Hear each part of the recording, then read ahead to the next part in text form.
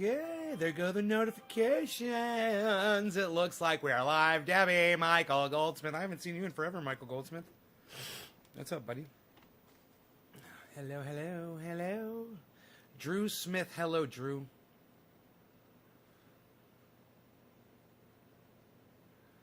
How are you? How are you?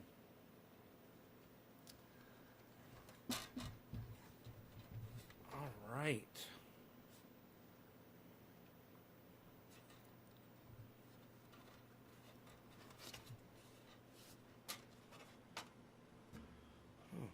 Oh, right. I got this. Okay, cool. We're good there. We're very good, you. You, my friend, you're very good. You. Cat. Hey, guys. Wow, look at all these people come streaming in. Holy shit. The masses have amassed. It's, you know, it's crazy.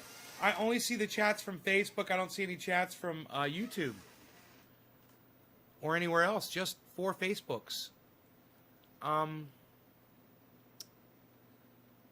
Let me just click over here and see what my status is. Okay, everything is online. Great. We are live. And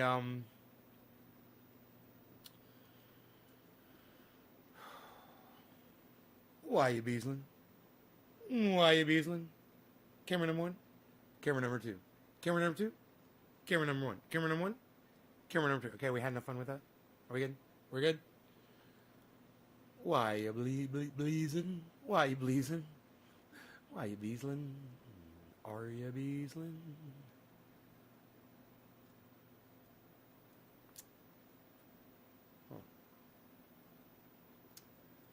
So, yeah, man. Thought I'd go live and do a show. If you're on Facebook, say hello, guys. Go ahead and say hi in the chat so I can see that you're here. We good, you good, everybody good. I got to walk in with Beezl tonight, and we must have hiked a mile in my yard, and we were just trampling all the stuff that that Mark and I just did with the skid steer, you know, it's so nice, man. The hiking roads out there, it's, you know, just when I thought it couldn't get any better, man, it's gotten so much better. It's so awesome. Guys, remember yesterday we were talking about when Bitcoin drops under 50, probably be a good time to buy, and it was under 50 all day today. The end of the day, man, it's come up. Now it's at 50,200. And I was able to send Ron Flacone his gift, which was great. Graham I couldn't do, but I'll be able to do Graham tomorrow. So, and Ron said thank you. He got it. So that's really cool, man. You know, none of that's getting charged to YouTube. None of that's getting, nobody's making fucking cuts off of that. In fact, if I go from Coinbase to Coinbase with them, it's like 0.01 of a fucking penny or something to make the goddamn, to make the transfer. They like charge you almost nothing. Like a percentage of a percentage of a percentage. So, I told you guys that Bitcoin was probably going to do this. And, bro, I got to tell you, I don't know. I have no idea what Bitcoin's going to do. All I know is from what I look at and what I guess. But that's not really good enough. There's a lot of things involved. But, man, I tried to purchase it. The thing is purchasing it at the right time, you know, when it's cheap. Really makes it worth your while. And then I've got a question for Ben over there at BitBoy Crypto. I wonder if he might know the answer. Is it more lucrative or advantageous to give Bitcoin as a gift when it's low in the market value, or is it better to give it when it's high in market value? You know? when you're giving gift Bitcoin. So you've been holding 4,600 since last year? Wow, man. Right on. Evening. That's a lot of money in Bitcoin. Pamela Warm. Hey, Pamela. Dude, $4,600 and you've been holding it? I'm assuming... Oh, Bitcoin. Yeah, I see. I've been holding Bitcoin since last year. Kevin, what's your Bitcoin up to now, bro? Give it low. It will always go up. Give me some when it's low. I mean, give a gift whenever. If it goes up, it does. That doesn't sound like you really know what you're talking about, Kevin. Yes, I bought in April. April of last year. Oh, yeah. So what'd your 4,600 go up to?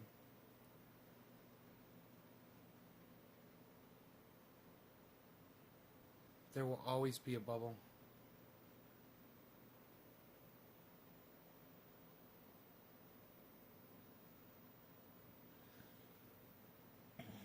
I tell you what it's doing right now is just every 10 years there's an inflation bubble of over. Yeah, you said that.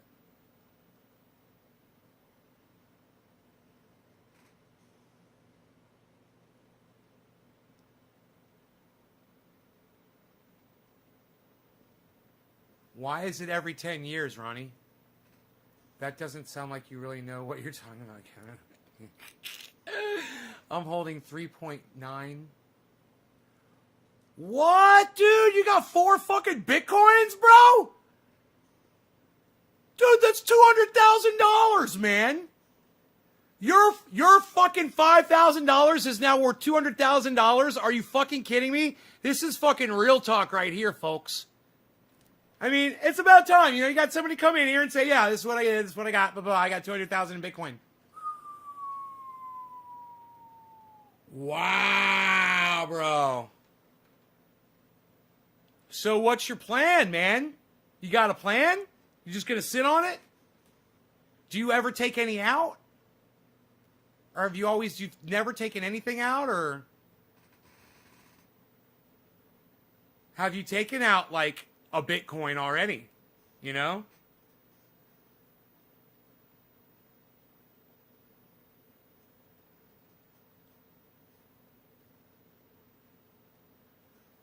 Oh, he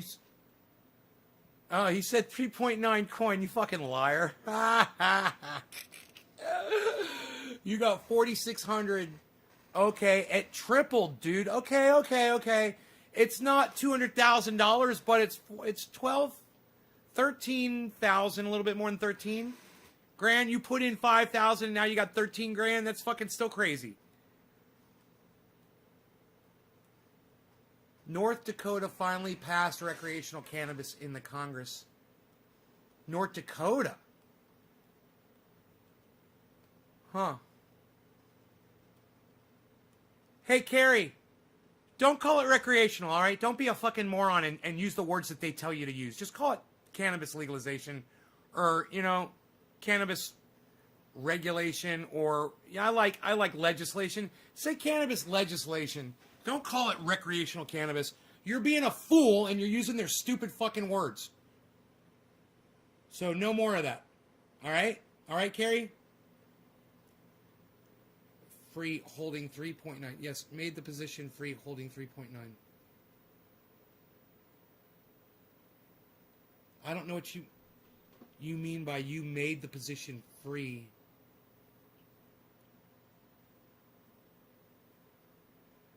Coin is the new gold. I bought in at 4,600 getting 3.5 coins. When I was correct and is your initial assessment, I spent more in the initial investment. So when I was correct... What? Kevin, I do not understand what you're trying to tell me. They're looking for another word. Just say cannabis legislation, Carrie. Cannabis legislation. Laws regarding cannabis. Yeah, they're looking for another word besides recreational. They should just call it cannabis. They should just call it cannabis laws, cannabis legislation. They don't need to find another word, these fucking douchebags. Oh, we gotta find another word. No, you don't. Just call it cannabis. Tell him, Carrie. Tell him. Tell him I told you to tell him that. Bastards. And tell him I told you to call him a bunch of bastards, too. I like your avatar, Carrie. It's nice. It's nice to see your face.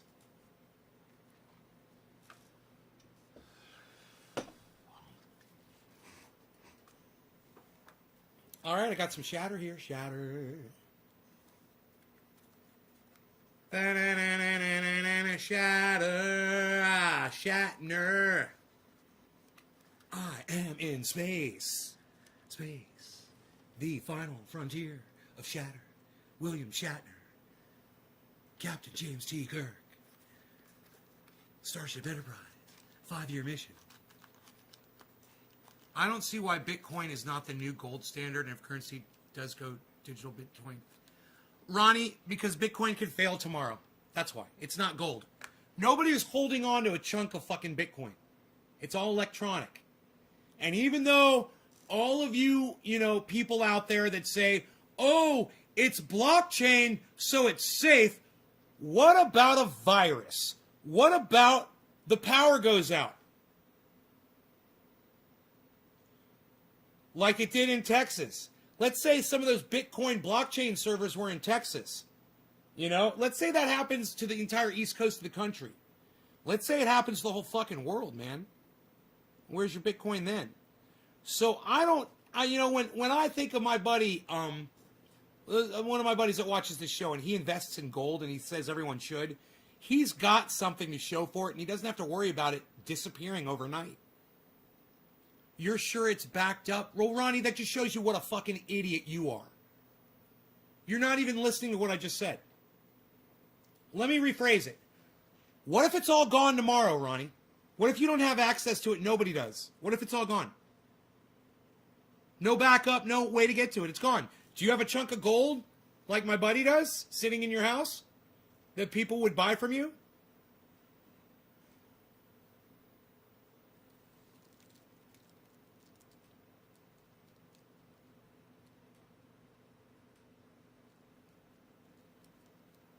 Jason Renzulli?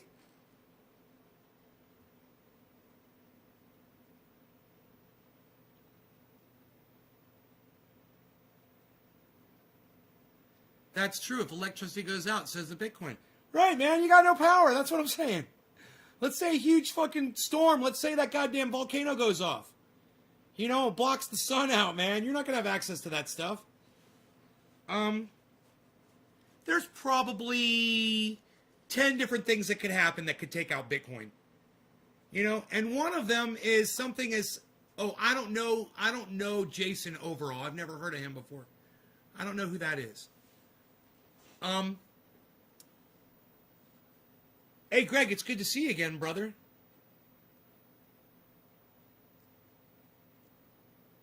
Bitcoin is a way to diversify your portfolio. It would take a complete breakdown of society to make it crash. Right. Hey, Ronnie, it almost happened when COVID came through, bro. Society almost broke down right then. And then when that storm hit Texas, or when that giant fucking storm hit the east coast of the United States and New York lost power, you remember that shit? Things happen, man. Planes crash into the World Trade Center. Hackers come up with a new virus. Anything electronic, man. I don't care what you say. Some fucking kid could write a goddamn virus. Mark my words, it might happen. That could take out all of Bitcoin. And you could be like, oh, but it's on blockchain and it's safe and it's inaccessible to blah, blah, blah, blah. Yeah. It just takes some fucking 13-year-old kid, some little fucking genius, to sit behind a computer for a little while. Man, these little fuckers are working on it right now. I guarantee you there's some little kid somewhere trying to figure out how to crack fucking Bitcoin.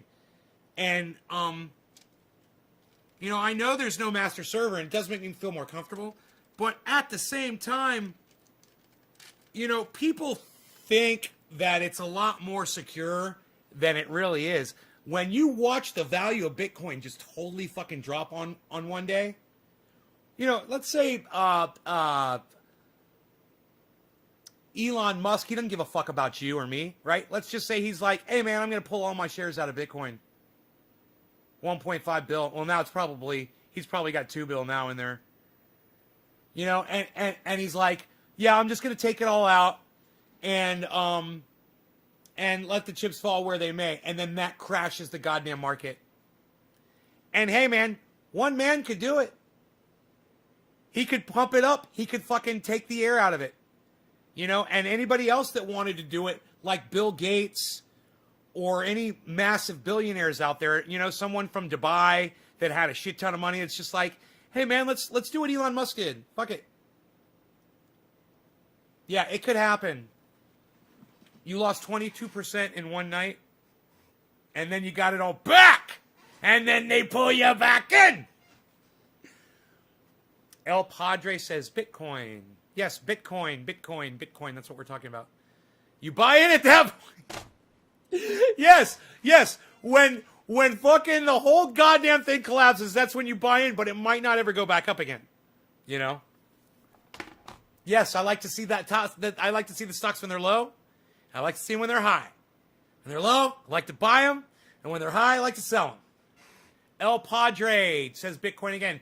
El Padre, if you spam my stream for no apparent reason, I will just block you. I'll just block you because you already strike me as a stupid little fucking cunt bitch. But maybe your computer is just echoing, and that's okay. But if you fucking do it again, bro, outsters. Don't do it again. Don't spam my fucking chat for no reason. You got something to say, fucking say it. We don't take spam. We don't take too kindly to spam up in this chat. You little fucking Halloween troll bitch ass.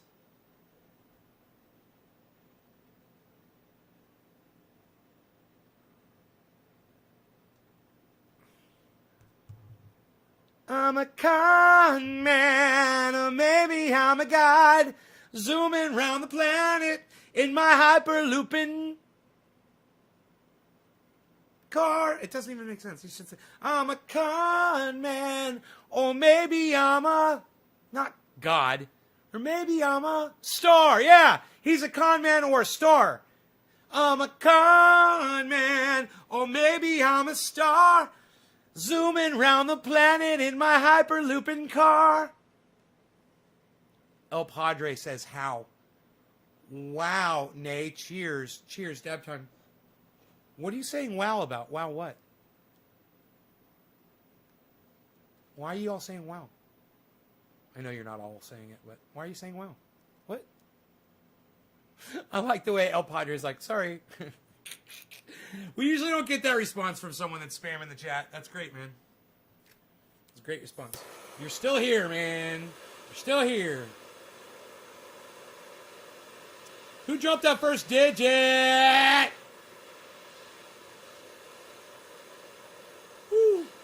Who dropped the first? Who dropped the first digit? Who dropped the first? It was nobody. Nobody dropped any digits. Wow, look at y'all, bunch of noobs. Bunch of noobs up in here. Oh my God, what did y'all get together before the show and said, let's not get nay high? Wow, the entire, wow. It's not a fake name. El Padre? Yeah, it is. It's not your fucking name. Your name's not El Padre. You fucking idiot. You're a goddamn troll bitch. And who's that in your avatar? Who's that little black and white picture in your avatar? Looks like fucking Adolf Hitler. Don't tell me you look like Adolf Hitler. Charles, thank you. Cheers, Charles. You're the first person to drop a digit, bro. And I highly appreciate Charles Wasick or Wasick. Thank you, buddy. Or I'm just going to go with the soft C. El Padre is the father. Yeah, I know what it means. It's not his fucking name.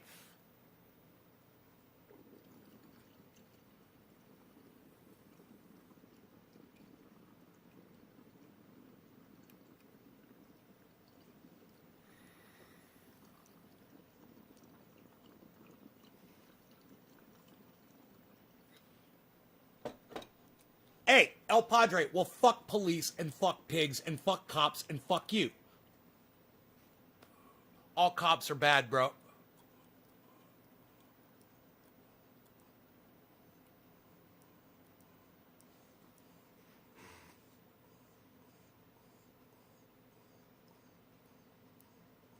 I was close when I said Adolf Hitler.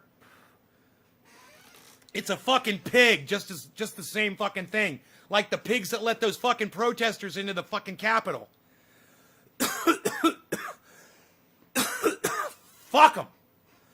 If they'd done their job correctly, those people would have never made it to the fucking steps. Fucking idiots. That was actually really tasty. Hurts my throat. But it tastes good. Hurts my throat, though. Because what he looked like? Because he looks like a fucking... Because he looks like Adolf Hitler with a pig hat? Why don't you go by your name and your picture, bro? You know? Like Kevin Stevens. You know? Or Greg Torres, I think. I don't know what Greg is over there, actually. I think it's him.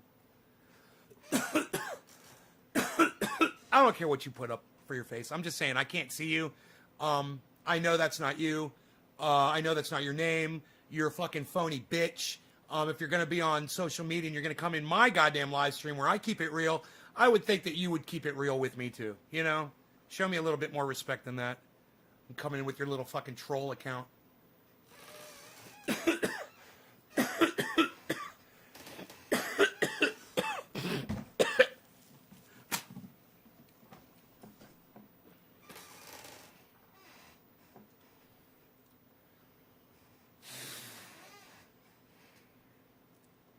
What kind of oil? Shit oil, whose name does not get repeated on my fucking live stream because it sucks. You know, I just realized I sent them a letter back and they never fucking responded, the people that sold me this garbage. Now that it hurts my throat, I'm remembering it. Isn't that funny? Yo, have a good time. All right, keep ablazing. All right, take it easy. Keep ablazing's leaving, I guess.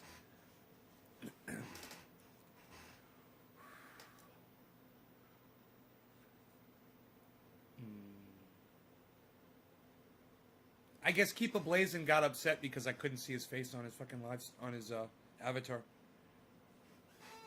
Did you get upset, Keep a Blazin'? Did I hurt your feelings? Freedom. Freedom.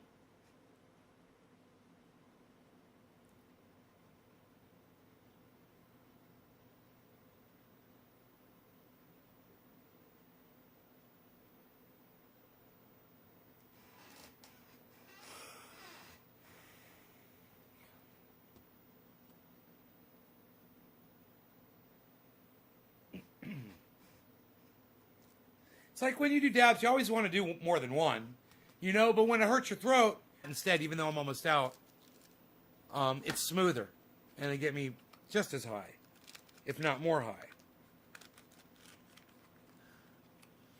I'm a con man, or maybe I'm a star, zooming around the planet in my shitty tunnel car.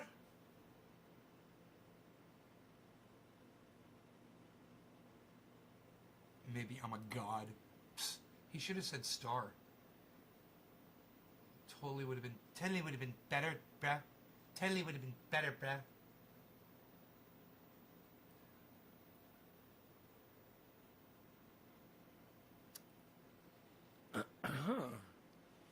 Oh, here it is. Oh, I've got just enough for several dabs.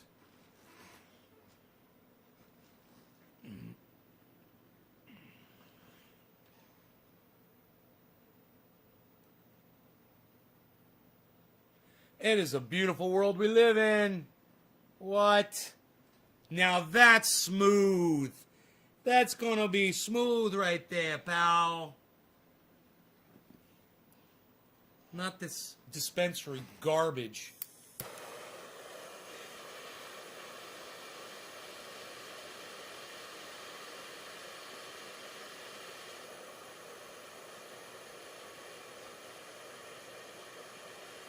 Hey, I wonder how my blood pressure's doing. That watch doesn't check the blood pressure. It doesn't even have a health monitor. It does have a step counter. But, yeah, I was like, hey, it's quarter of the hour. Who am I smoking for? Who's dropping digi-doos on me? Who's dropping digits? Charles. Come on, who else is going to drop a digit? You guys, are you serious? You guys, none of you guys are sharing this video on social media anywhere and dropping a digit in here to tell me that you've done so? Have any of you shared this on social media?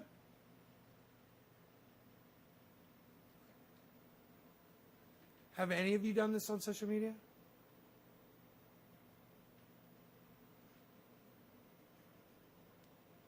Hey, Doc Collin, Docky, Doc, you saved the dab. Thank you. Cheers.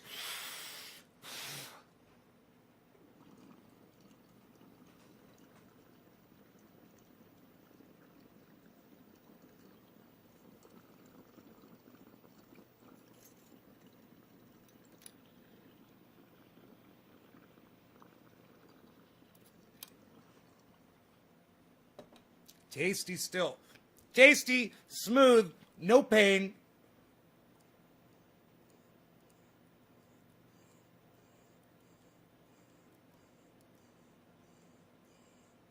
My rosin that I squish is better than fucking shatter. Higher quality.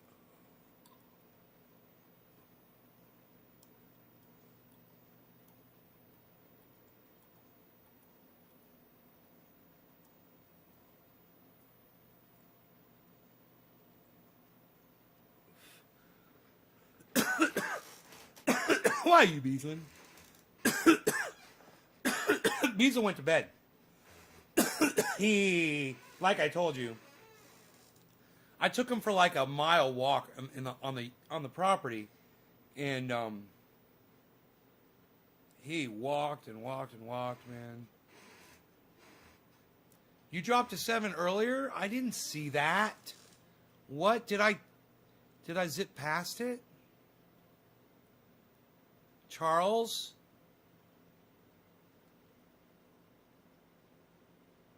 Bro, dude, did you see it come up on my screen? Because I don't see it, man. There's Debbie. The very first text was from Debbie, then Michael Goldsmith, then Drew. Bro, if you don't see it come up on my screen, I'm not going to see it, man. You got to know that. If you drop a digit and then you got to wait and see if it's on my screen, man. Come on, bump it, Think of something else to say after you type it. Say, yo, I dropped a digit for you, bro. After you drop the digit, push it up there. Bump it. Bump it. Bump it up. Bump it. Bump it. Bump it up. There's Doc.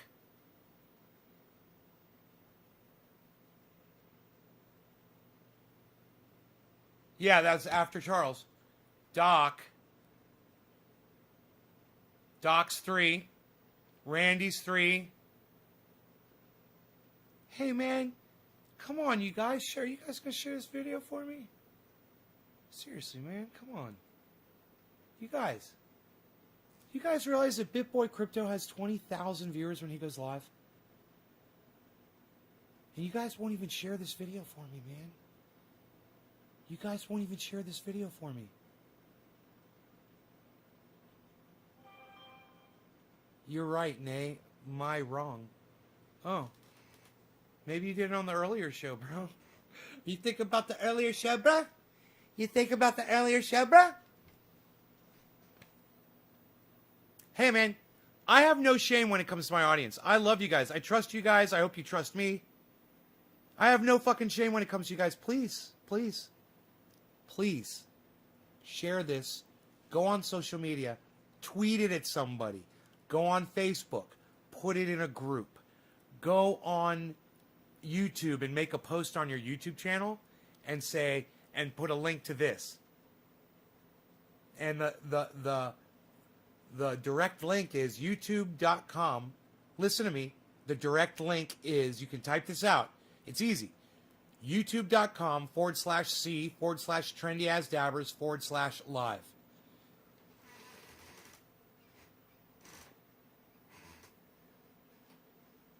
That's the link, and it should work still. And it's the letter C. YouTube.com/C/TrendyAsDabbers/live. C Trendy As Dabbers Live. Separated by forward slashes. I should... Dude, BitBoy Crypto has 20,000 views. I'll take 200. I'll take 200 for 50, Alex.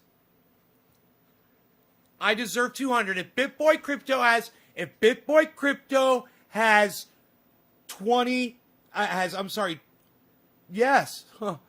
My brain just melted inside my skull. If BitBoy Crypto has 20,000 viewers when he goes live, I should have at least... No, I can have 200. It's not that I should have 200. I shouldn't have 200 because you guys know. You guys know. He shouldn't have 200. I'm not going to share it. No, so I begged you guys. I begged you guys to share this. Well, Chris, when you share it, drop a digit in here. Hit a 3, a 5, or a 7. The 3 means you shared it on Facebook, and Twitter is what it used to be. Well, let's just say the 3 is Facebook. I like that. You shared it on Facebook in a group, 3. You share it on Twitter, 7. You host it on your channel, like Twitch, 5. 357. One of those numbers, depending on what you did. Chris, I'm going to assume you shared it on Facebook because you're typing from Facebook. Am I correct? That would be a 3. Just remember the 3 points of the F. The top, the left, and the right. 3. There you go. That's the 3. It makes it easy for me to find when I'm scrolling through. Like this, Randy Church. He's next, man. Randy Church. We're doing dabs, bro, and I'm gonna end up finishing my dabs. God,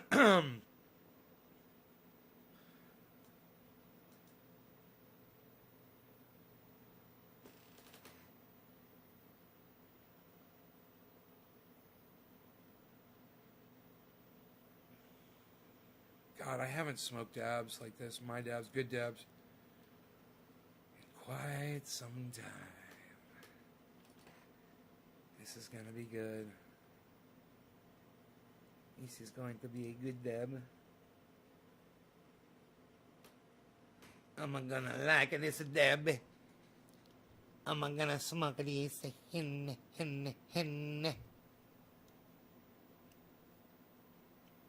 Tiffany. Hi, honey. How are you? I'm sad. People haven't been sharing the video. It's not doing really good.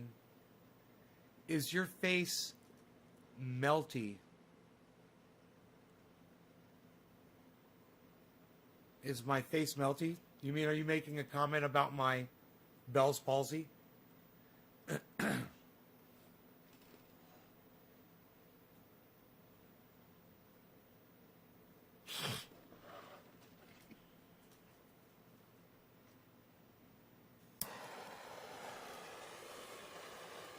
That wouldn't be nice. I'm sure you didn't mean that.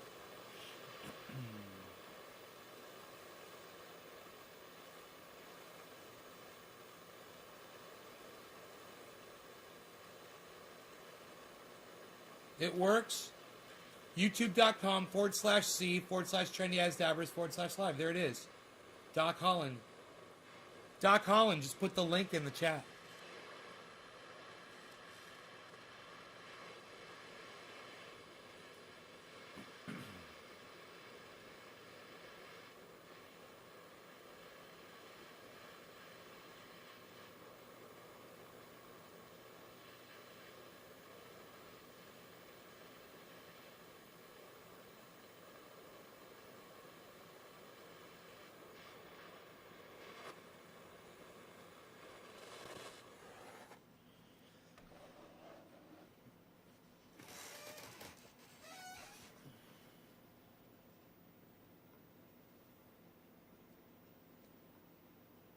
You'll share the video now, 3 groups. Tiffany, thanks. Thank you. You made my life better. I wish more people would share it, man. I can't get viewers unless people share it. I don't know what's up. I don't think people want to see my show, man. I just don't think people want to see my show. You know? There's really no excuse. Except for me and the quality of the show, or the lack of quality.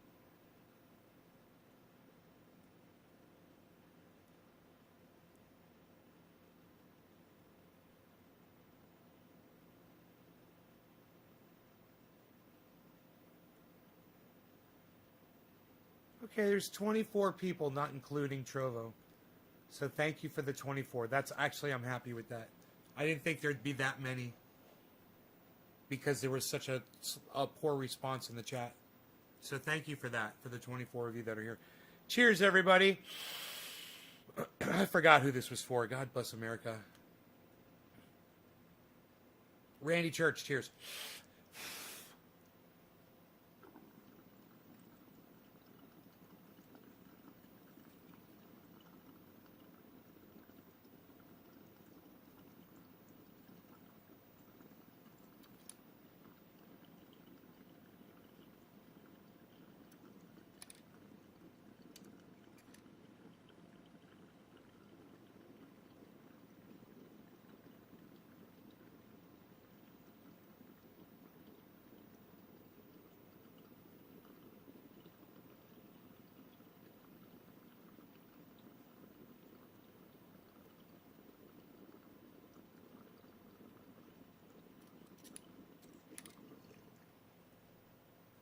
Still smoking.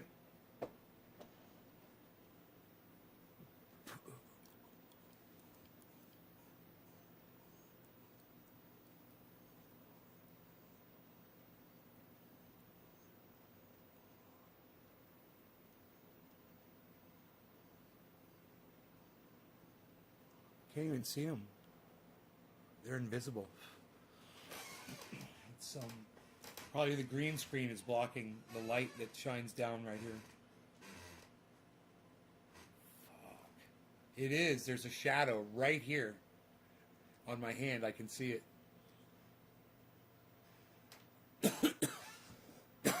Huh. Right there. Yep, all of this, it's all shadow. Nick Brown. Yeah, some of you guys, it's not your fault, man. You know, it's not your fault. I don't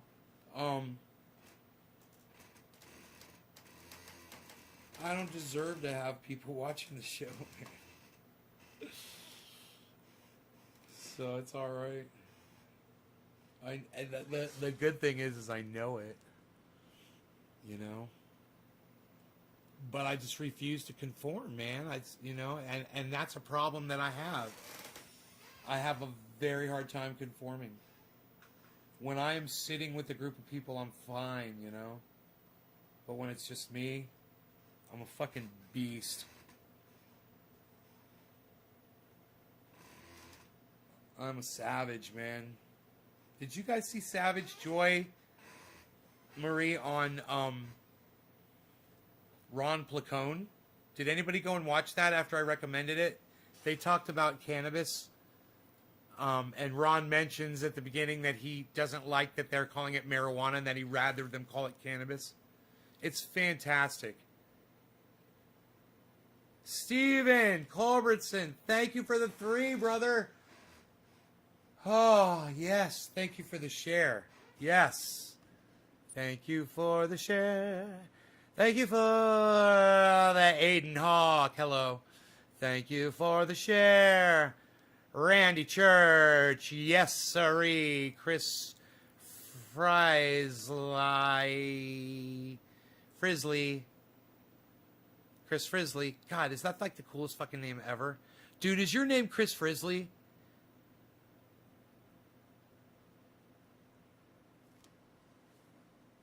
Chris, is your name Chris Frisley? Is that really your name?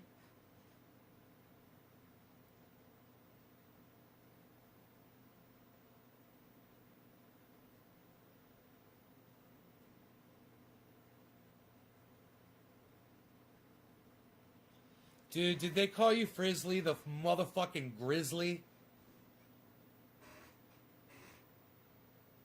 Dude, tell me your name is Frizzly.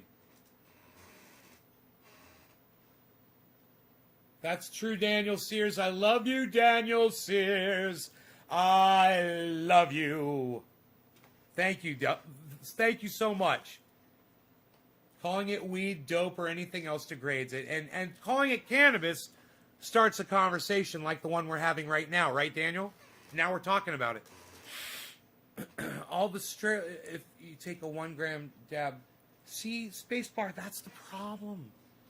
Is all the things, Spacebar, that I offer you on this show, and you still demand more in order to just hit a button for me. Do you realize that?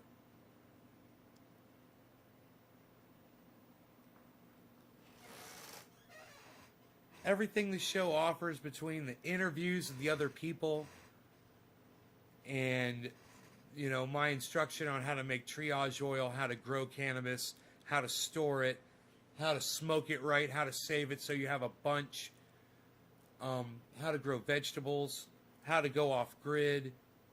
None of that's good enough for you, huh, Spacebar? I got to do more for you to just share it, for you to just share the video.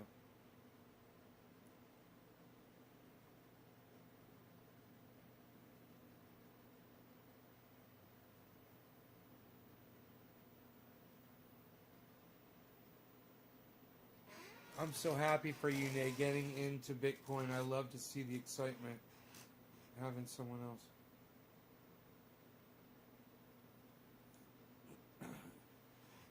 You're excited to see me get into Bitcoin? Would you still watch me if I wasn't into Bitcoin, bro?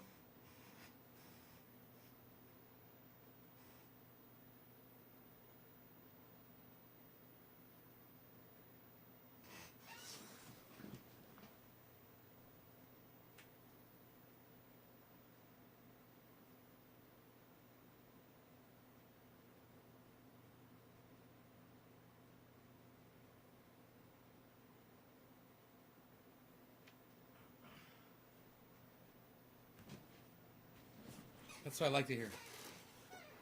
Sorry, Daddy, do you forgive me? Spacebar, yes, I do forgive you. Could you call me Nay instead of Daddy, please? N-A-Y. It'd be like we'd be buddies if you call me Nay, N-A-Y. What's up, Heavy Padilla? Chilling in the hill with Harry Padilla. I watched you before I got into Bitcoin. Fuck yeah, son. You helped get me into Bitcoin, bro. You realize that? You and Graham Elwood talking about it. Stephen Colbert. No, not Stephen Colbert. It was John Oliver talking about it.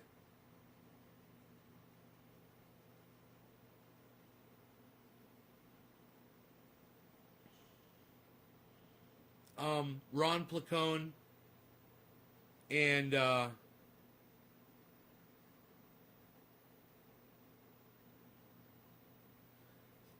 more people from the audience here asking me and mentioning it, and I was always against it, always against it, always against it, and then someone got me to look at it. I heard what it was doing. I heard it was at 30, then it went to 33, then it went from 33 to 47, to fucking 47. It blasted, and it was 55. I was like, I think I'd be stupid not to get into it. I'm always saying, I've got this money and I don't know what to do with it and blah, blah, blah, blah. Why don't I just take some of it and put it on that and see what it does? And then if it, you know, and I diversified too, man. I put my money on other stocks. My cat's playing with my belt, acting like a little kitten. Oh, wrong camera.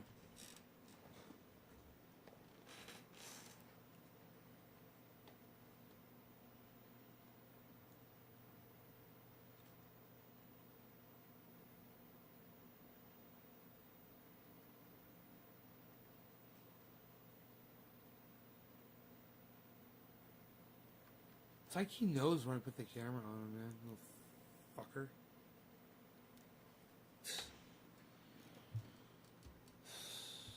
Unreal, pal.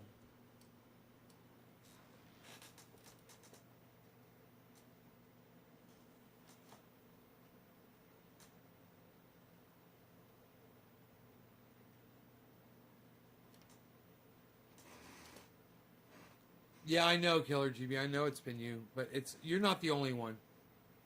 You're not the only one that's been coming in talking about Bitcoin. There were several people.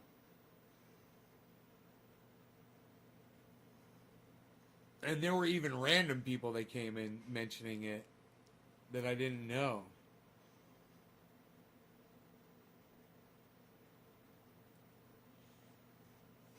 But, you know, you were mentioning it, and I was like, yeah, I know.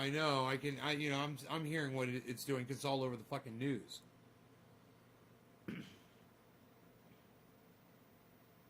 Especially after what Elon Musk did. You know, and then they're just covering it all the time.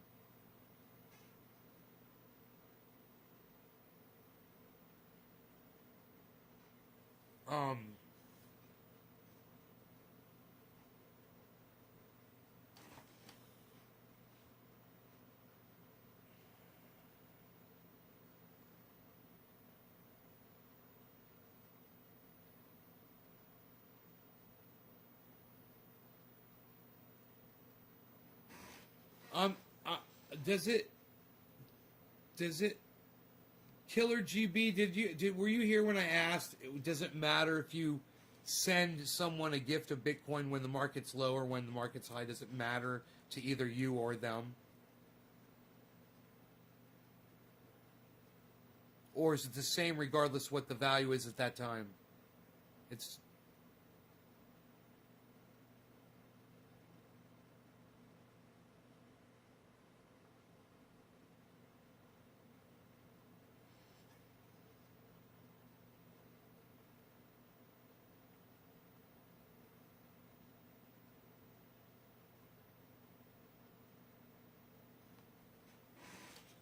Hell yeah, Daniel. Have you tried the triage oil, bro?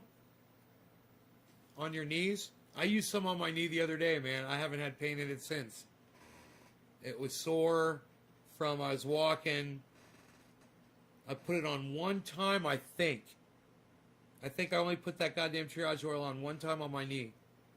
I've been, like I told you, I walked a mile today up all over my goddamn mountain. Put these roads in, they're so sweet. Dude, I haven't even taken the rocks around there yet. But I've driven all over it with the quad. It's so nice, man. It's so nice and level.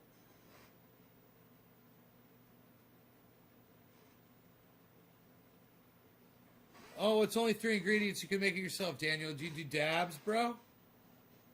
Do you do dabs out of a rig like this, man? You empty the water out of it, and then you put alcohol, 99.9% alcohol in there, and you switch it around. Warm alcohol works great. Switch it around. It loosens all that stuff up, and it completely liquefies it. It goes in the alcohol. And you take that while it's liquefied, and you pour it into a dish, and you evaporate the alcohol out completely, get all the alcohol out of it, and then you're left with reclaim oil.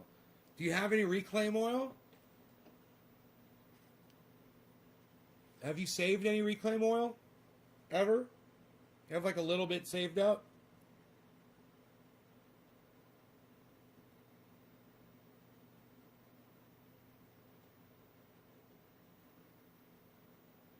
I've been saving reclaim oil since my first house.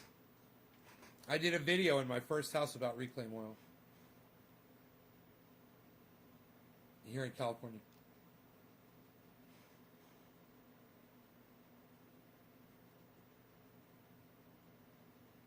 All right, killer. I'm sending them both the exact same amount.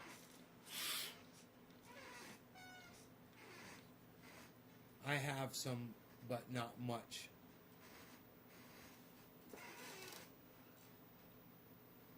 I have some, but not much.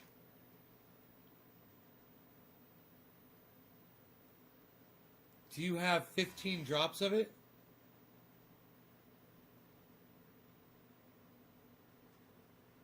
You have 15 drops of reclaim oil.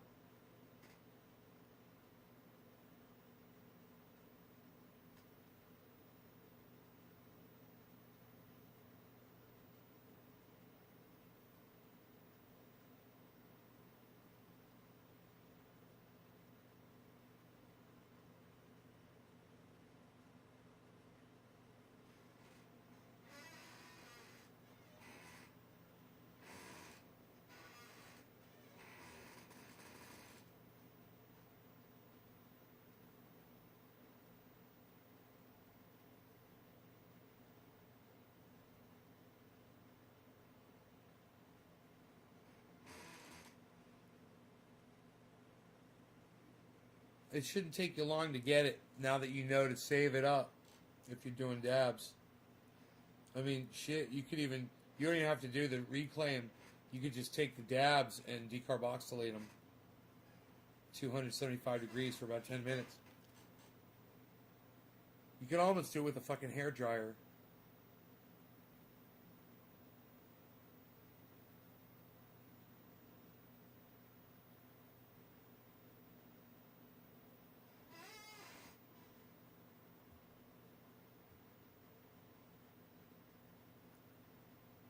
You mix 15 drops of 15 dabs, 15 drops of dabs. They're not 15 dabs. It's 15 drops of reclaim oil, right? With 15 drops of coconut oil. Mix those together, liquefy them. You just have to get it warm enough to liquefy it. It doesn't have to be super hot. Once you liquefy that, get 1 ounce, get a 1 ounce jar, and put 1 ounce of coconut oil in this jar. Take your now it's 30 drops of 50-50 that you just made, which was 15 drops of coconut oil, 15 drops of your THC oil, which was your reclaim. And it doesn't matter what strain you're smoking. And then you put in 7 or 8 drops of peppermint oil. And then you shake it up. And you've got this. And you get the peppermint oil from Amazon or all over the internet. They've got peppermint oil. Just get a good quality peppermint oil. And be careful. Peppermint oil is dangerous. It's very strong. It's very strong. It can blind you. I put a couple of drops of peppermint oil in this to train the dog when he was younger. I would just spray a little bit on anything that he would chew on, and he wouldn't fucking go near it. Then, come to find out, this stuff works on cleaning windows and glass. You fill this up with water, you put a little bit of fucking peppermint oil in it, and it streak-free glass cleaner. I don't know if anybody knows about that. I don't know if I made that up. I mean, I know I made it up, but I don't know if people already know about it. But I'm telling you right now, fucking peppermint oil is glass cleaner. It smells nice. It dissipates. And it's streak-free fucking glass cleaning. Here. Check this out. Watch this. Alright? Watch this. Look at how fucking dirty this is. With the fingerprints and the fucking smudges all over it. Watch this shit.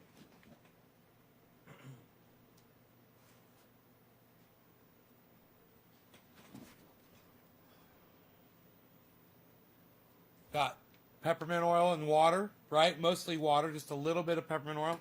And then I'll just spray it on. Watch this thing fucking clean up.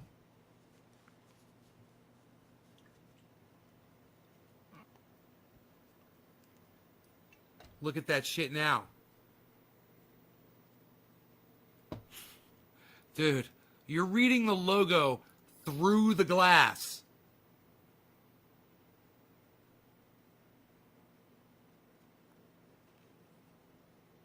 Look at that shit. That's fucking... Is that already a thing? It's got to be.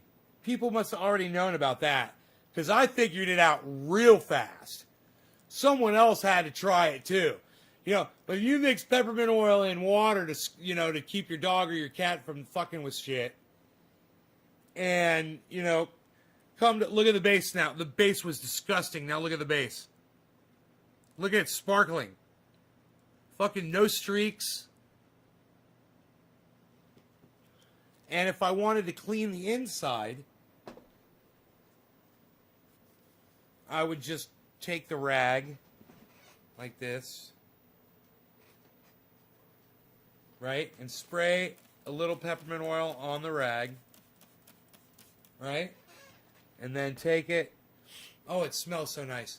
And then just take it and just put it right down inside.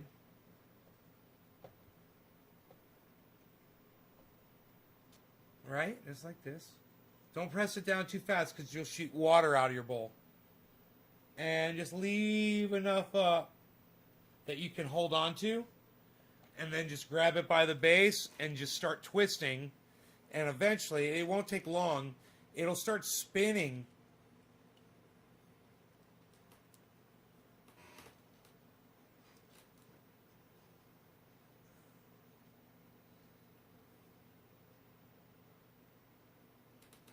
Inside there.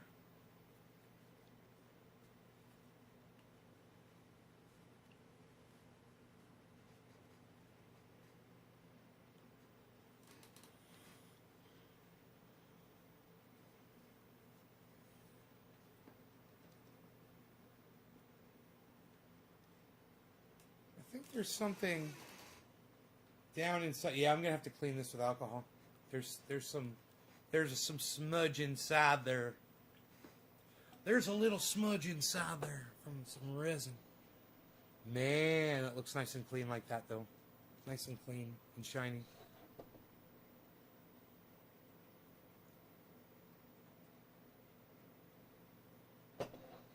But I use it on my glass on my windows. I did it today. I cleaned it cleans where the dogs from next door come over and they're muddy and they're wet and they put their paws against the glass and they put their nose against the glass and you could see smears all over that fucker. I spray it really good with some peppermint oil water, man, and just wipe it down once that way, once this way, and then I look to see if there's anything on there that, you know, like little tick turds. Fucking see a little tick turd, a little mid shit on there. A little mid shit fucking... Fuck them midges. You guys know what a midge is? Who knows what a midge is? Who knows what a midge is? I watched Dave Scott. So I think his name is Dave Scott.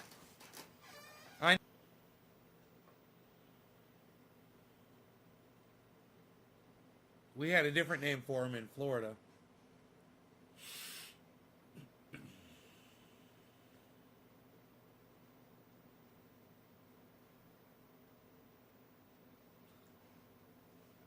No idea, huh, you guys? You got no idea what a midge is?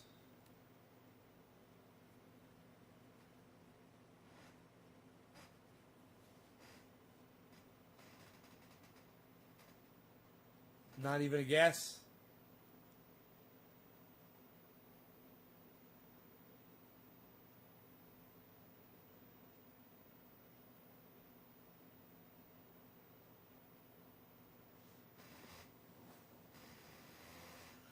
That's right, Killer GB. It's a no-seum. No, Killer GB got it, man. It's a no-seum. That is correct. A midge is a no-seum. They are little fucking bastards. Just thinking about them makes my fucking skin itch. You know? Oh my god. Those things make your skin crawl, bro.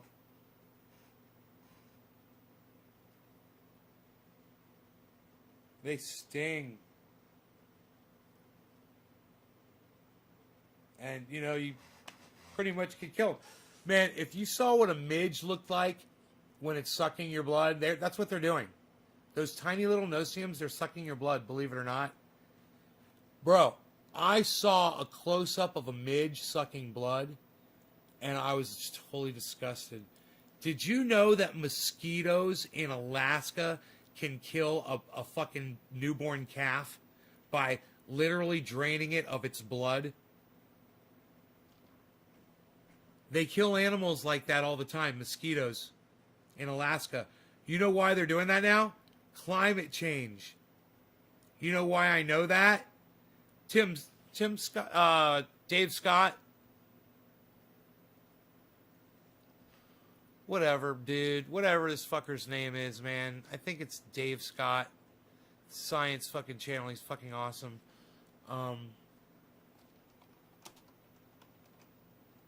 He's talking about cicadas. No, not Dave Scott. My bad. Not Dave Scott. Fuck. What's his name? What did I say? First.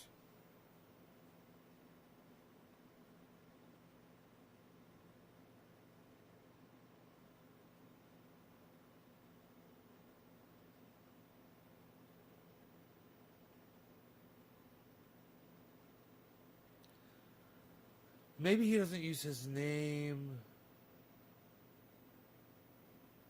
Hold on.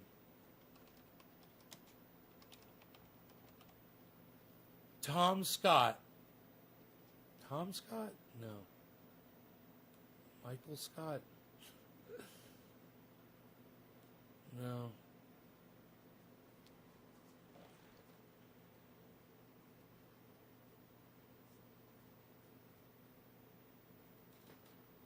I forgot his name, man. I forgot his channels.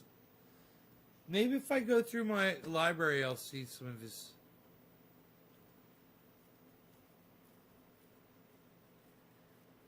God, dude, Seth Meyers is a fucking moron. He's got no comedic value whatsoever. Man, it's just so fucking unfunny. He's so not good, you know? I can't think of another way to say it. He's really bad at comedy.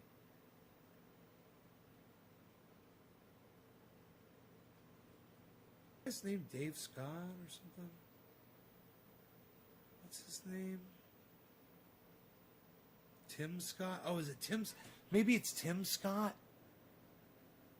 Is it Tim Scott? Why is that popping in there? Tim Scott. Tim Scott.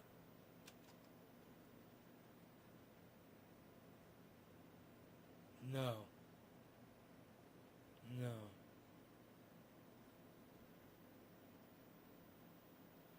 No. Oh, isn't that funny? Isn't that funny? I forgot this guy's fucking... I forgot his name.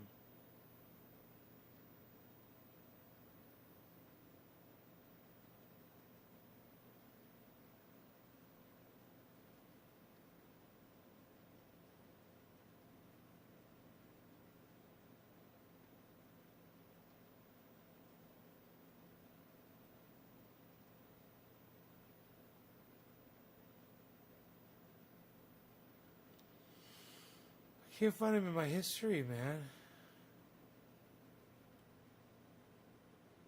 Tom Scott? He's not British. This guy's not British. He's American.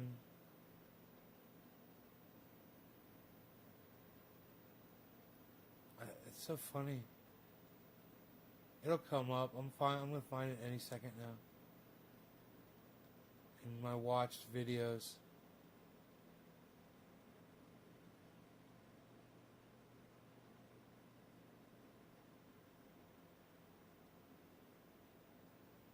Oh, is it Joe Scott? Dude, I think it's Joe Scott. I think it's Joe Scott. Joe Scott.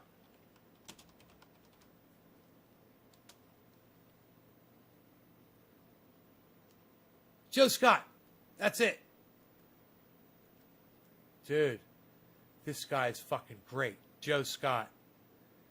Oh, yeah, here it is. Here it is. Here it is. Here it is. Here it is. You guys are going to love this. You guys are going to love this. You're going to say, like, oh, I've seen this guy. You're all going to be like, oh, yeah. This video is brought to you by Curiosity Stream and Nebula. Check out the teaser to my new Nebula original series at the end of this video. show Silicon Valley, I thought it would be fun to start this video off by talking about what is probably one of my favorite scenes in that entire series. Except for middle out, of course. It's in the first season when the Peter Gregory character was still on the show, which, by the way, they killed off that character because the actor died in real life. I didn't realize that. It's pretty sad. Anyway, in the episode, a couple of guys who run a business that Peter's venture capital firm had invested in were coming to him trying to get some kind of loan because they had hit a problem and they were going to have to lay off some people if they didn't get some extra money. So they're in there, they're desperate for money, they're trying to save their business, and he can't stop talking about Burger King. Or, as he referred to it, Burger King. Apparently he was driven by a Burger King on the way to work, and he realized he'd never eaten at one, so he sent an assistant off to get one of everything on the menu. So then he goes on to spread it out over his entire desk, and he's getting all weirdly obsessive in his little neurodivergent way about it, and the guys are over here freaking out, and then he narrows in on the sesame seeds. And then starts mumbling about cicadas. Cicadas? Anyway, the point is, he connects the dots in his head to figure out that there are only 3 microclimates around the world where sesame seeds grow. And 2 of those 3 have cicada populations, one of which broods every 17 years, and one of which broods every 13 years. And he figures out that next year, in the show anyway, both of these were going to line up, leaving only Indonesia as the only place in the world that has sesame seeds to put on the billions of Burger King buns that would go out around the world. So he invested in Indonesian sesame seed futures and was going to make enough from that to be able to give these guys the money that they needed. It's just such a brilliant solution, and it's a great scene, and of course it got me curious if this was something that had ever happened, because there are definitely 13 and 17-year cicada species, so I started to think, has that ever been a thing where those came up at the same time and disrupted agriculture in some way? So I nerded out on cicadas and started doing a lot of research online just because I wanted to know the answer to this, and I found a website that, holy God, if I was nerding out on cicadas, this guy is a cicada super nerd. It's called Cicada Mania, and it tracks different broods of cicadas all around the world. It has a little feature here where you can enter your location and find out when cicadas are going to brood where you live. It has entire pages on different species and their characteristics. Oh, and when you scroll over a link, the cursor, becomes a cicada. This might be the most adorable website I've ever seen in my life, but I can kind of see how somebody can get sucked into this because insect swarms are kind of fascinating. According to the book of Exodus in the Bible, God unleashed 10 plagues on the Egyptians to convince the Pharaoh to free the Jews from their captivity. Water turning into blood, raining frogs, lice, boils, all the greatest hits. And one of them involved locusts. They covered the face of the whole land, so that the land was darkened, and they ate all the plants in the land and all the fruit of the trees that the hail had left. Not a green thing remained, neither tree nor plant of the field, through all the land of Egypt. That was dramatic. But, from a scientific perspective, this may have actually happened. Molecular biologist Ciro Trevisanotto is the author of The Plagues of Egypt, Archaeology, History, and Science Look at the Bible. He blames it on the volcanic eruption on the island of Thera, now known as Santorini, in the year 1600 BCE. He told the Telegraph in 2010 that the ash fallout could have caused weather anomalies leading to higher humidity and more precipitation that would lead to more locusts. Although I feel like I should point out that the Thera eruption has actually been blamed for a lot of things over the years, everything from the end of the Minoan civilization to the Bronze Age collapse to the end of Atlantis. I actually went to Santorini a couple years ago. It was the last big trip that I took before COVID hit. It was great. I remember traveling. But weather anomalies have definitely led to locust plagues before. In fact, they're still dealing with the fallout of a swarm last year in 2020 in East Africa and Western Asia. In 2018, cyclones dumped a ton of water on the Horn of Africa, Oman, and Yemen. And this created breeding grounds for locusts that caused all the swarms that happened last year. In fact, the 2020 swarm was one of the worst outbreaks in over 100 years. It was reported that one swarm was 40 kilometers wide by 60 kilometers long. That's big enough to cover the city of Paris 24 times over. Desert locusts are basically a type of grasshopper. What sets them apart from other types of grasshoppers is that they have a tendency to go from a shy, unremarkable animal to a friggin' destroyer of worlds. What, does that sound over the top? Because it's not. Desert locusts, as the name implies, are used to dry conditions. They live sparingly, they're in survival mode most of the time, until it rains. When the rain starts to fall, they basically turn into gremlins and multiply by the tens of billions. They gather together in what's called the Gregarious Phase, and this helps them to produce a hormone that causes all kinds of different transformations. They change color from green or tan to a bright black, red, or yellow, and their bodies get smaller, their endurance... And a very important point you guys should realize, with global warming, we're going to be getting more rain events. With more rain events, you might see more of these guys in the near future. Increases, and their brains grow, along with their appetites. By the way, this ability to change in response to environmental conditions is known as phenotypic plasticity. The females lay eggs together that all hatch in sync, so hey, Jacob. 1 million desert locusts can turn into 1 billion in just a few days. And then once they take flight, they're... All right, Daniel. Unstoppable. Locusts ride the winds and can migrate across great distances. In just one day, they can fly more than 200 kilometers, eating all the green vegetation they find along the way. They can eat their own weight in food every day. Now, granted, that's only 2 grams each, but when you're talking about 50 billion of them in these swarms, that can add up to as much food as 35,000 people per square kilometer. A swarm in West Africa from 2003 to 2005 resulted in $2.5 billion in harvest losses, according to the UN Food and Agriculture Organization. In fact, they call the desert locust the world's most dangerous migratory pest, affecting the livelihoods of 1 in 10 people on the planet. So, why talk about insect plagues? That That's why. Now, swarming behavior is pretty common around the world. Fish, ants, bats, even snails get their swarm on. But a handful of animal swarms stand out above the rest, not only affecting people's livelihoods, but decimating crops around the world. So let's start with everybody's favorite parasite, the mosquito. Some fun facts about the mosquito. There's more than 3,000 different species of them. 176 species are recognized in the United States. Some can transmit diseases like dengue, West Nile, encephalitis, filariasis, malaria, and yellow fever. And they contribute to almost 1 million deaths worldwide each year. Now, not all mosquitoes actually bite you. It's only the female ones. They suck your blood for a blood meal so they can get protein to make eggs. And mosquitoes have been around since the Triassic period, so much like cockroaches, they're probably not going anywhere. And like locusts, heavy rainfall can increase their numbers. For example, the inland floodwater mosquito can lay up to hundreds of eggs at a time, and those can stay dormant for up to 10 years. And if at some time during those 10 years there's some extra rainfall and the lakes and rivers rise up enough to cover those eggs in water, they can all hatch at once, releasing millions of mosquitoes all at the same time. Fun! Oh, and do you know which state has the worst mosquito problem? It's not what you think. And it's not Texas, even though we love to complain about our mosquitoes here all the time. No, it's Alaska. Which kind of blows my mind. I always think of mosquitoes as being tropical. But yeah, Alaska has over 35 mosquito species, and their swarms are so huge they can actually disrupt animal migrations. Caribou especially, because the swarms can actually cause them to go away from their normal feeding grounds, which can lead to malnutrition and extra stress, which reduces their population. Mosquitoes have actually lowered the population of caribou in Alaska. Now, why are there so many mosquito species in Alaska and other Arctic regions? 2 words. Climate change. In a study published in the Proceedings of the Royal Society B in 2015, researchers found that mosquitoes are very responsive to environmental temperature changes. They said, quote, a warmer spring and earlier pond thaw in 2012 resulted in a mosquito phenology that was advanced by 2 weeks relative to 2011. In fact, they found that for every 1 degree Celsius increase in temperature, the amount of time the mosquitoes need to grow decreases by 10%. And that means less time exposed to predators. The faster they go through these life stages, the better off they are, one of the researchers, Lauren Kohler, told National Geographic. If you're only exposed for 20 days instead of 24, that's good for you. That's 4 days you don't have to worry about being eaten. Not so much good for the caribou, though. Depending on where they are, they might run to higher ground, or they might run to windier areas, or areas with more snow and ice, coincidentally areas that have less vegetation to eat. And also, the earlier arrival of the mosquito, because of the warmer weather, actually coincides with the birth of new caribou calves. And yeah, this is how bad the mosquitoes are out there. They can swarm a caribou calf and drain it of all of its blood. Make sure you pack some off next time you go to Alaska. Or Louisiana after a hurricane. Yeah, last year in 2020, along with every other disaster that we had going on, Hurricane Laura unleashed massive numbers of mosquitoes, enough to kill deer, cattle, and horses.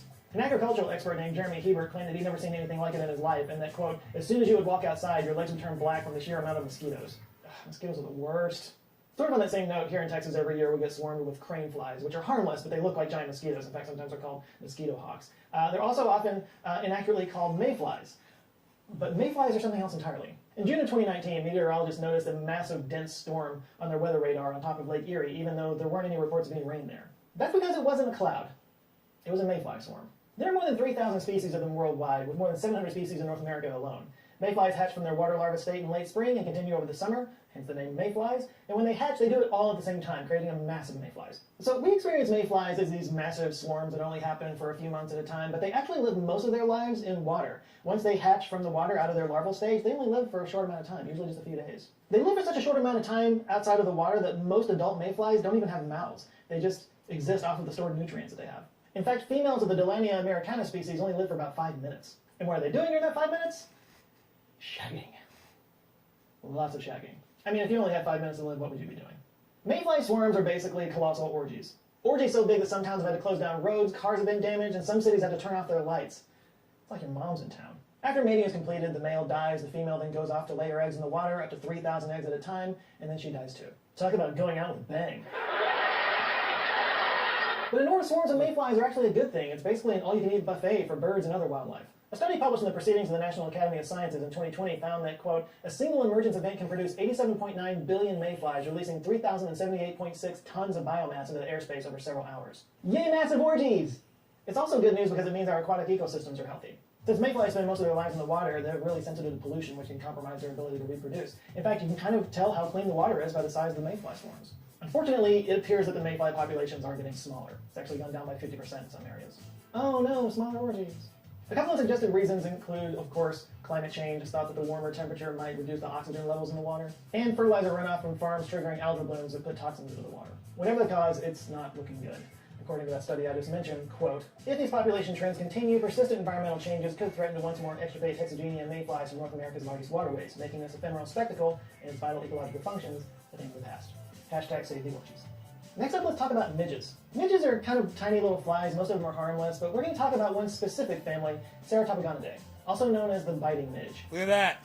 for various reasons you can probably figure Look at out. that fucking There are more thing. than 4,000 species of them, with more than 600 species in North America. Also known as no-see-ums, 5-Os, and punkies, biting midges may cause itchy skin lesions and allergic reactions, and they primarily develop in wet or marshy soil because, like mayflies, they spend their larva stage in fresh water. But unlike mayflies, they spend their time outside the water much longer, from up to 2 to 7 weeks. And they do have mouths. Like mosquitoes, it's the females that do the biting, again, for protein, for egg production. And some species pick certain other species to feed off of, and some of them are more general. The feeding periods are different among the species, too. Examples include the Leptoconops species feeds during the day, the Culicoidus species starts at dusk and continues throughout the night, and certain species in the Culicoidus genus, which like to bite humans, are often attracted to light and will enter homes to feed. And what drives those midges to swarm? You guessed it, Frank Stallone. There's probably just like 5 people that are old enough to get that, but I don't care. No, they do it for reproduction. It's that whole thing again. According to Dr. Henry Disney from the University of Cambridge, males will produce a sound and a smell signal to attract the females, and they'll usually swarm around a certain object so they have a point of reference. According to Dr. Disney, sometimes they gather in such numbers that they make huge towers. So many midges once swarmed the Salisbury Cathedral that a fire brigade was called because it looked as if the spire was swathed in smoke. And it turns out there's some really interesting math involved in midge swarms. Other swarming animals like birds and fish or herding mammals exhibit something called global order. That means that most of the members retain a uniform distance from each other and their changes in direction and velocity are common. But midge swarms are different. This was brought forth by U.S. researcher Akira Okumbo back in 1986. Okumbo showed that midges move randomly in direction and acceleration in a swarm. Still, the swarm remained a swarm because of the nature of randomness. Okumbo also showed that a midge's inward acceleration increased in inverse proportion to how far it was from the center of the swarm. He described the swarms as self-gravitating systems. UK physicist Andy Reynolds added to that work in a paper in... Dude, did you see that fucking swarm they just showed? Of midges? Oh my god. Direction and acceleration in a swarm. Still, the swarm remained a swarm because of the nature of randomness. Okumbo also... Oh my god. That's a fucking swarm of midges, man. Dude. Could you imagine being in the middle of that? Breathing them fuckers in? You're breathing them in. Could you imagine if you were in that? Dude. Look at that.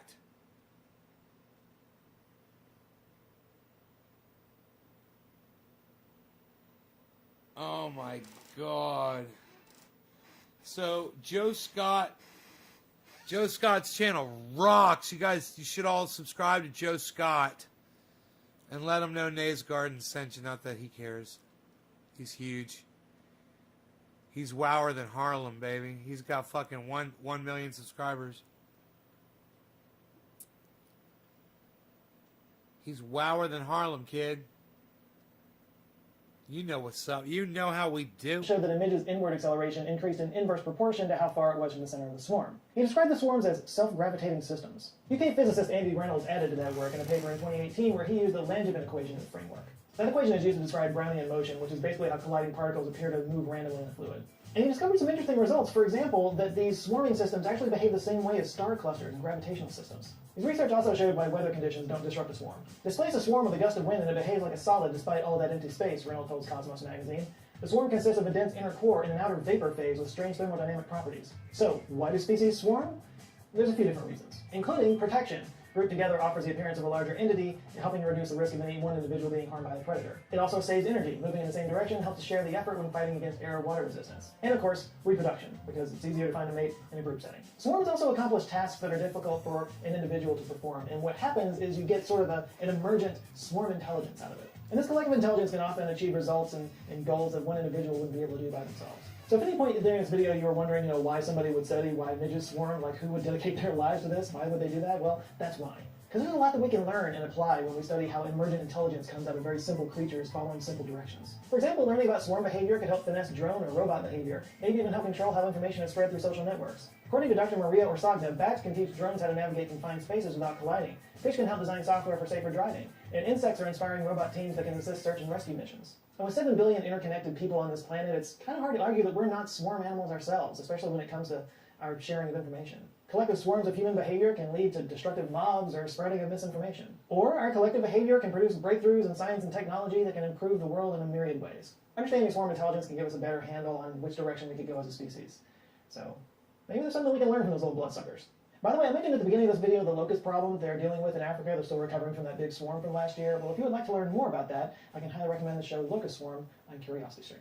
Part of the Bright Now series that covers all kinds of global topics, Locust Swarm looks at the issues around the desert locust in the Horn of Africa and the Middle East, as farmers, scientists, and UN bureaucrats work to combat swarms of up to 50 billion locusts that can consume as much as the entire nation of Kenya in one day, and how they're relying on ancient as well as modern techniques to turn the tide. This is, of course, just one of thousands of documentary series that you can find on Curiosity Stream from some of the best documentary filmmakers around the world. It was created by the guys behind the Discovery Channel, so you know it's legit. Plus, when you sign up for Curiosity Stream, you get free access to Nebula, the streaming service I'm a part of, as well as many of your other favorite science communicators. It's where you can watch our videos ad-free, and it's also the home of exclusive Nebula originals that you can't find anywhere else, including, drumroll please, my own Nebula original series that I can finally reveal to you guys. It's titled Mysteries of the Human Body, and here's a sneak peek.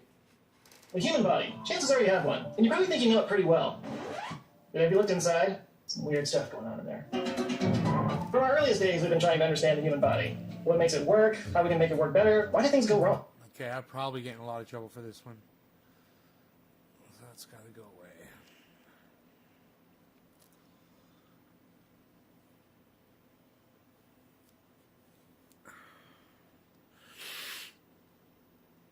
You guys are a lovely audience. We did some long shows today, huh? I will see you guys tomorrow. Take care, everybody. And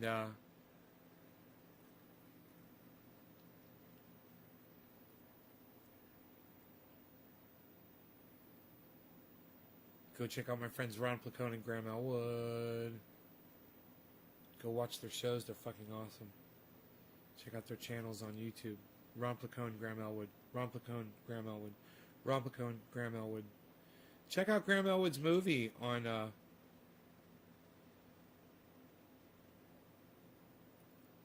YouTube. It's called Earbuds, but it costs like $4 to rent or something like that. But it's really good. Earbuds by Graham Elwood. Check out LucyandRon.com for some good comic strip entertainment from Ron Placone. LucyandRon.com. All right, you guys, take care. I will see y'all later.